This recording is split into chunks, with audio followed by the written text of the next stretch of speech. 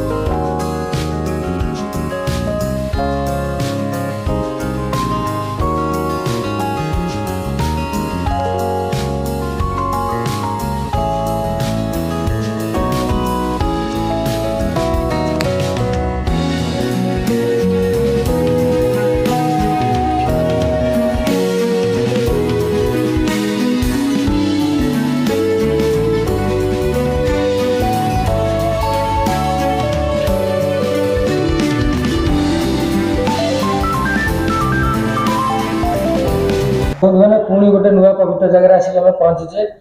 जो जगन्नाथ ना नहीं आम प्रथम ब्लॉग आरंभ कर आज तांकरी ना आज टोटाल ब्लॉग आम आज करवा तो आज आम गोटे आसी पहुंची जाइए गोटे मैंने बहुत बढ़िया जगार आसी पहुंची जाइए जोटि की मैंने आम ऑल ओडिशा आपने जानते जे जगन्नाथ अधा गढ़ा ही पूजा होती तो टोटाल ठाकुर संपूर्ण गढ़ा होती तो केमी कौन किंवदंती विषय आम टे बाबा अच्छा आम साथ बाबा को पचारा तो आम जगह मुझे आसी पहुंची गला चलो तो बाबा को स्वागत करके चैनल को पचारा केमी कौन जगार महिमा अच्छी बाबा। हाँ हरि बोल जय जगन्नाथ। हाँ आमर जो ठाकुर जो देखुचे संपूर्ण से गढ़ा होकर किंवदंती विषय टी कह दर्शक मन एठी मु 2000 मसीहा ठार ठाकुर सेवा रही ये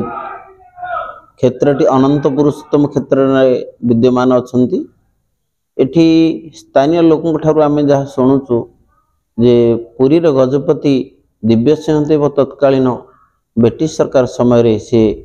कला पानी मुकुलिकी आसी एठी आत्मगोपन कर रही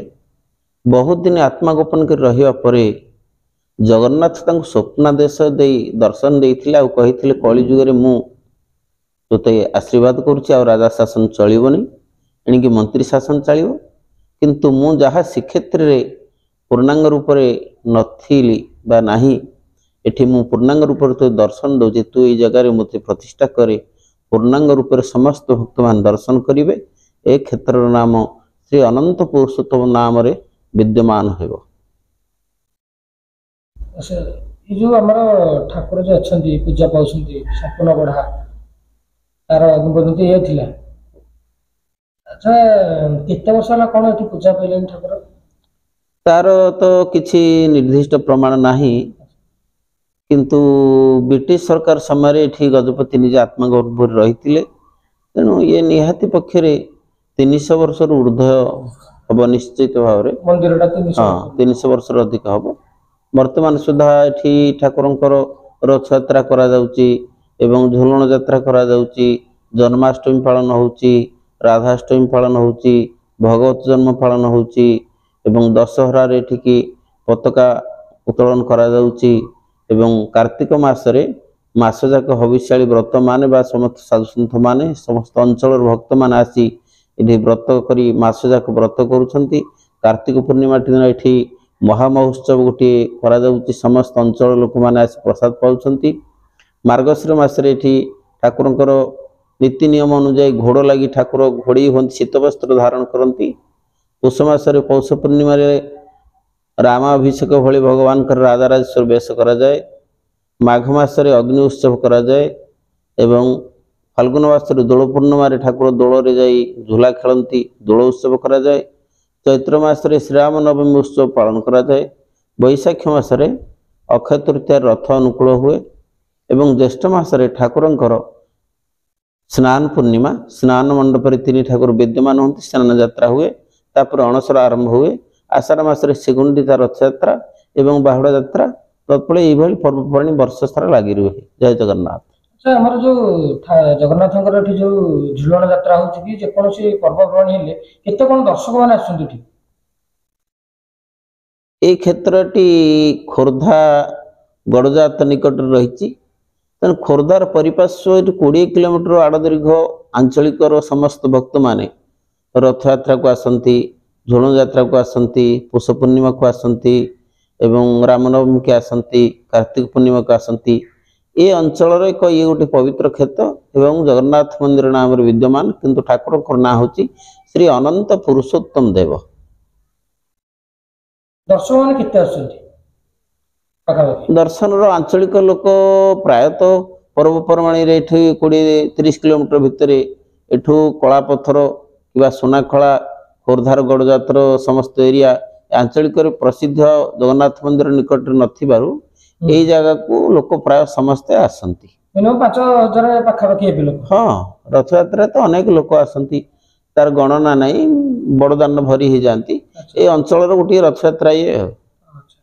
हमर जो माउसा मंदिर अछि सेटा एटी पाखरे